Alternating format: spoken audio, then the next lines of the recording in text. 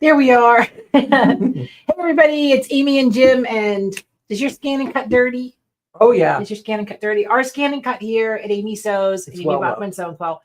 This poor thing is used, abused, and really in rough shape. So I thought we'd take today to talk about a little bit of maintenance. Nice. So if you're out there, just tell me where you're from and what you're up to today. And we're just going to plug away. Hey, Caroline. All right, so we got our scan and cut here. There's a couple things I like to clean my scan and cut with. I'm going to take the bottom off to show you how to clean your scanner head, which is real important. This is one of those what do you call them, Jim? Microfibers? Microfiber cleaning cloths, dollar store, Dollar General, anywhere like that. This is Citrus Awesome Cleaner, totally awesome. I use this on my mats. I use this on my scan and cut. Hey, Reen. Hey, Reen. It's hot in Indiana, girlfriend. It's hot here. It's 100. It was 103 yesterday. Yep. Pennsylvania. We're dying over here. Last year we were floating. That's exactly. Last week we were flooded. Yep, exactly. So this is that Totally Awesome Cleaner. Again, same thing. Dollar General, Dollar Tree. Dollar Tree. Either one. Either one probably has it. Mhm. So hi, Vicki. So this is going to be for all the sticky parts, right? Mhm. The only thing we put on that scanner head is just the cloth. No cleaner, no Windex, no nothing. Okay, because it leaves more residuals than what it's worth. Oh, like the residue of it. Yeah. So that's the same with your screen. You're just going to wipe it down. Now, as you can see here, this is all glue and goo. There's another way to say it, right, Jim? Yeah. Right. So we actually included these in one of the scan and cut create boxes. So anyhow, so some of you have these cleaning cloths from us and the little sponges. So you really shouldn't spray. So I put a little bit of my cloth. It's okay if it gets out here. And then you're going to take your time, and I wet it a little bit. But one of the most important things to clean is, let me make you dizzy. Hold on. Is your roller bars. You can see all this goo. And that's because we're spray users, because that's how I restick my mats are with spray. So you might have to get some tweezers and get in here. But keeping your roller bars clean from all the spray and adhesive, and these little black guys especially are a problem. Because as this builds up, and these are threads and goo. So right here is your release lever. Hi, Brenda from Michigan. So you want to make sure that you turn your roller bar and get all the stuff off, especially if you use Wonder Under, Heat and Bond, vinyls, and we all do, right? So we want to keep everything clean. Now, I have mine unplugged, which is important because I can take the carriage and gently move it. You don't want to do this plugged in or turned on, right? So you want to get back in here and get all that sticky out. There's a bar right here that used to take one of your little cleaner things. I just broke it. Obviously, I just snapped in half. These little cleaner things, right? So, and somewhat it's kind of satisfying to get all this goo out of here because it means something in the end. So Reen's question was, can I use the Awesome Cleaner on the bed of your sewing machine? Absolutely. Your sewing machine, your hoops, not your touchscreen, because there's a citrus oil base in there, right? So you don't want that citrusy oil stuff building up on your touch screen. Again, microfiber cloth for the touch screen for the win. So, hello, Annette from Palatine, Illinois. Michigan in the house, Kansas City. We've got a lot. It's hot in Tennessee too. And I think it's hot everywhere. We were in Cancun and Galveston for those trips, right? To the cruises and everything. I'm like, oh Lordy, who lives down here? Like, who lives here? It was brutal. And we were building arcs up here. Pennsylvania was flooding, and I was in the Caribbean and melting. So anyhow, so you're going to take your time, get all your overspray off, and keep this roller nice. And then this back bar right here, let's see if I can tilt it. This piece right here, okay, that's what that carriage slides on. And if you look, you want to look down inside, there's little tiny roller feet in here. Make sure you don't have little pieces of vinyl or little pieces of Chipboard. anything. Chipboard. Yeah, Jim and I, there's another project coming up for the With scan and cut chipboard. box. It's going to be amazing, right? So this little track, you want to make sure you don't push too hard on this and loosen this, right? That's anything we really do on scan and cuts is tighten belts. But all right, let's flip it over. So I'm going to close the door. And you can see here, that is a dot from Rhinestone project. So these little guys get all wound up everywhere. So I'm going to turn this totally upside down. And so right here, this is that little support tray that comes out. Mhm. So you're going to pull this out. There's a release. Now this is an SDX 325. Most scan and cuts are like this. And you pull that little release lever and this comes out. And what does it do?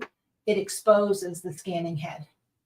That's where, like, if you are scanning something, you get this constant line or you get a constant speck or something. Of course, the scan and cut thinks it's something you should be cutting out. Mhm. If it's not, right? So you're just going to take your microfiber cloth and gently, there's a pressure plate here that moves that scanner head up and down. Remember, you have that switch from height 1 to height 2.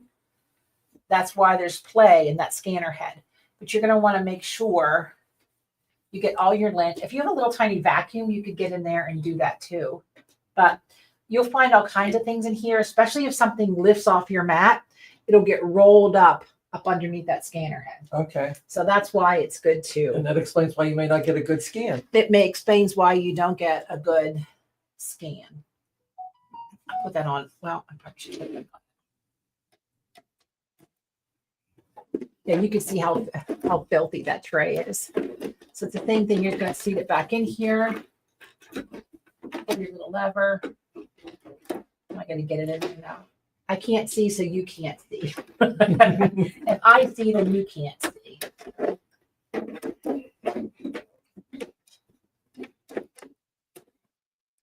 All right, what am I doing wrong? There's 2 little tracks in there.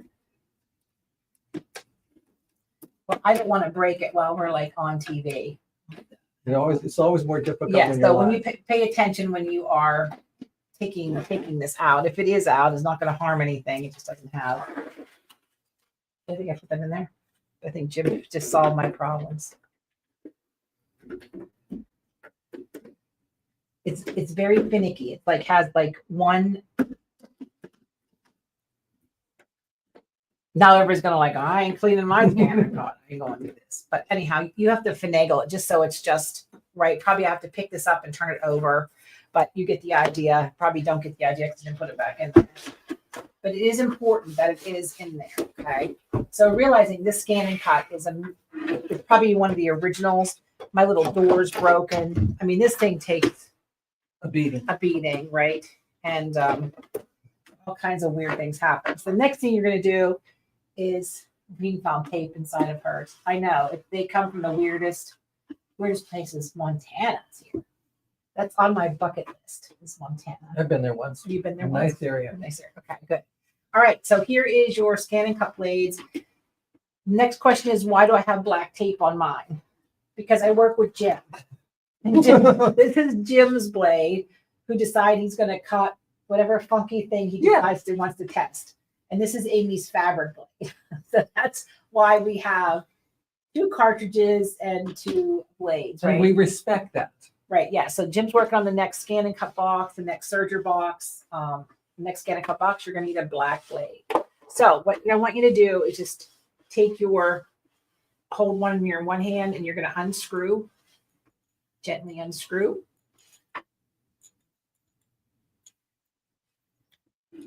I just had it off a minute ago.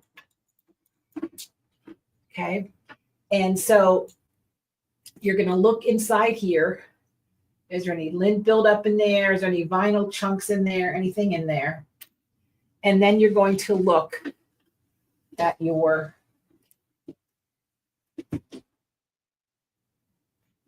top of your blade.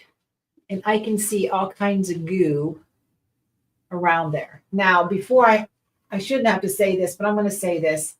This is sharp. It's sharp. When you go to pull this out, you're going to look along this rim here and get all that extra schmutz out of there, right? And you're going to take off your spring, get all that, all that schmutz around your spring, because everything about this blade has to spin 360 degrees. And you're going to make sure there's no schmutz on here. We're going to drop this back in, and I make sure it spins freely, easily by twisting it. Okay. And then I'm going to put my lid back on now that I can see there's no, oh, there is goo in my lid. Hold on. Yeah, there was a big chunk of, let's see if I, look, there's a big chunk of cork that was in there. That wasn't me. That wasn't me. That was me. I was using cork. So I was getting ready for the cruise. We're going to do a free class on cutting cork. I'm going to pick the date for everybody. You're going to put it back in. You're going to twist it together. And, you know, I pull down on the little plunger on the side to expose my blade and make sure that blade is spinning. Okay, that's important. So, hey, Terry. Okay.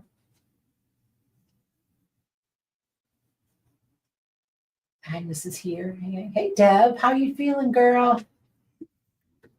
All right, and then you're going to drop it back down and you're going to check. So the first thing you do is make sure there's no goo on your little track here. Okay, we're unplugged, turned off. We can move our cartridge. Make sure the cartridge isn't sticking or being held up on anything. My scan and cut looks like my Suburban after Zach and the kids have had it for 2 weeks of baseball. It's like there's schmutz at every.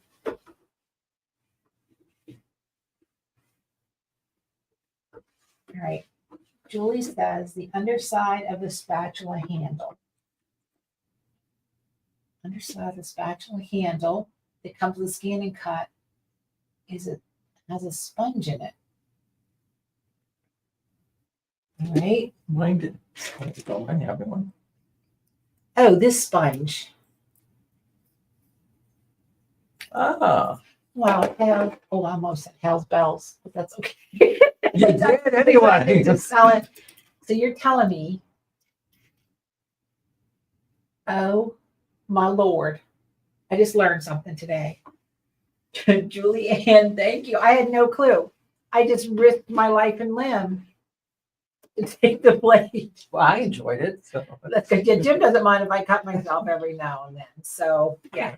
hey, like I haven't cut myself. I know Jim's always wounded with something. So look at that. Just learned something. Cool beans. Well, thank you, Julie Ann, for that. That was good to know. Like I'm looking like, what sponge? I never knew that. Maybe I should read the manual someday. There's the manual. I know, everybody's going like, I didn't know that. I didn't know that. Yeah. And Reen said, don't make a mistake. I did buying the wrong replacement blades. If you have a DX machine, they are DX blades. Absolutely. And the difference between the one that goes, the vinyl blade, the thin blade, the fabric blade, this blade is the angle of which they're cutting. What did we say they were? They were 2.5 millimeters wide across. The CM models are a lot thicker, right? So yeah, we're looking at doing a bulk blade purchase.